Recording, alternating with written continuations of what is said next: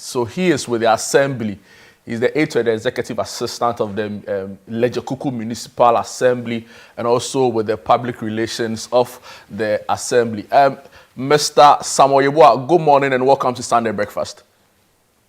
Good morning, Duncan. I hope you are doing well. By the grace of God, I'm fine. Yeah, as you can see, myself and Eno are in very high spirits, except that residents in Teshie, not quite. I'm sure you followed the narration of our reporter on this particular story. The concerns of residents in your area or in your assembly is that they fear that the project could stall and that it would not be completed in time. Do you get some of these concerns, and what is your assurance to community members, specifically in Ledzokuku constituency in Teshie and its environs? Okay. So Duncan, once again, good morning and good morning to your cherished viewers. I'm not surprised that you kept on mentioning polyclinic. I'm not surprised at all because our MP has promised us he's promised to construct a polyclinic for the past 4 years, and he's unable to do it. We only hope and pray that in these few days, maybe he can complete it for us. But I mean, it is sad when development is blocked by political intent. It's very sad. The clinic you see, it's supposed to be even a 10-bed clinic, but it's been reduced to 4 because the other spaces have been used for other things. And so this is a clinic that is supposed to cater for a community of 100,000 residents just in Teshie. 100,000? 100,000. So it clearly does not have the capacity to do that. Not at all, not at all. I'm telling you that it's supposed to be 10, but it's been reduced to 4. 4 to 100,000. That is what we are talking about. Elsewhere, it would have been, an issue of national security concern elsewhere, because it's really serious. Wow. But what I first want to do is to correct the impression of timing. And it will be linked to what I said early on that sought to suggest that if development is blocked by politicians because of political reasons, it will get to a time, irrespective of who is the president, when he's bringing a development to Teshie, they will tell him that don't go there because these people, they will just waste your resources and your time.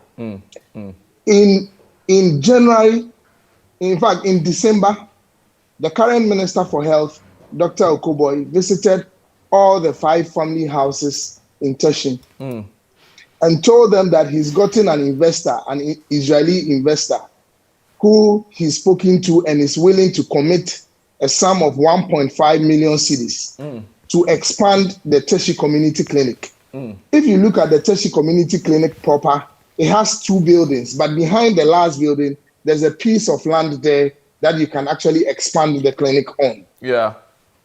So he gave them the assurance that on 17th of January 2024, the Israeli will cut sword, or he together with the Israeli will cut sword for the expansion of this same clinic.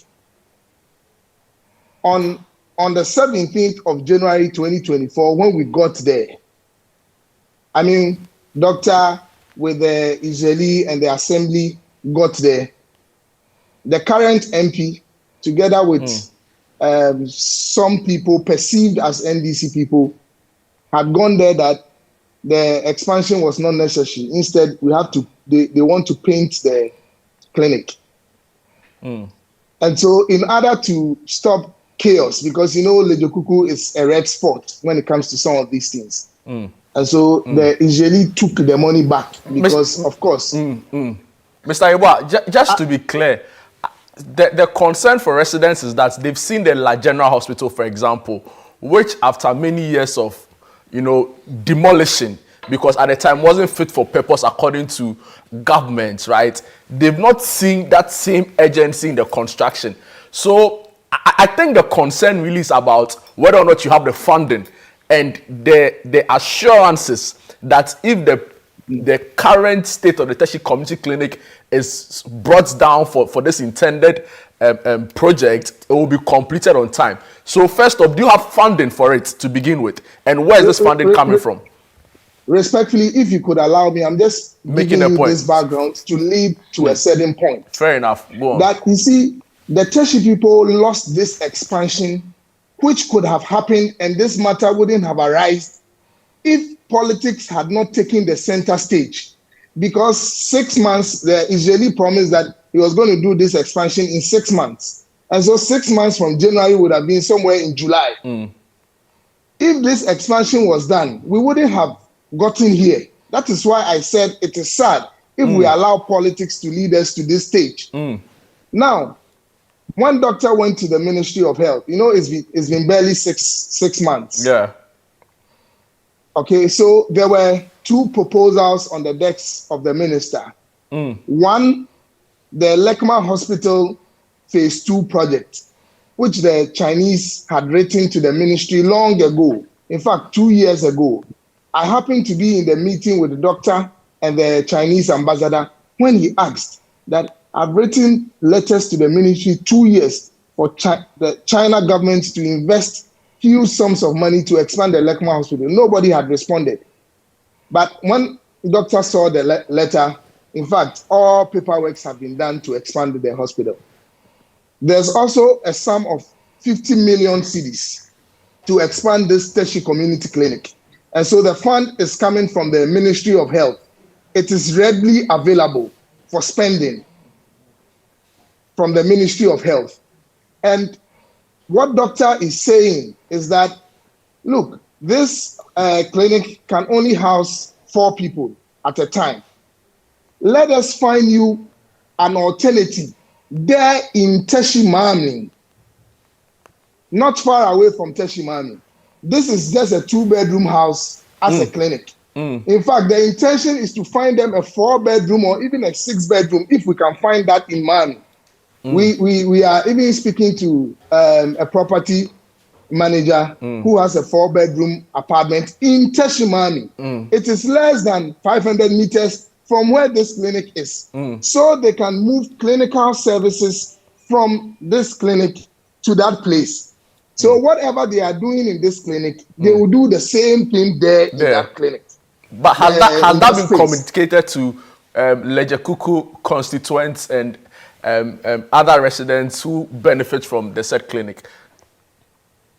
Respectfully, if you read the letter carefully, the letter mentioned to Ghana Health Service to involve all stakeholders in ensuring that they get the space. So the letter actually mentioned that until such a space is gotten, nobody is touching this clinic. Mr. Yeboah, and also the other concern is, why did we have to wait for so long to get to a point where the Teshie Community Clinic doesn't have the capacity to, take a lot more patients before something of this sort is started? I mean, there are concerns about how the assembly has not put in the work really to ensure the expansion of this said clinic, considering the numbers all these years up until this point. And do you take some blame for that as an assembly?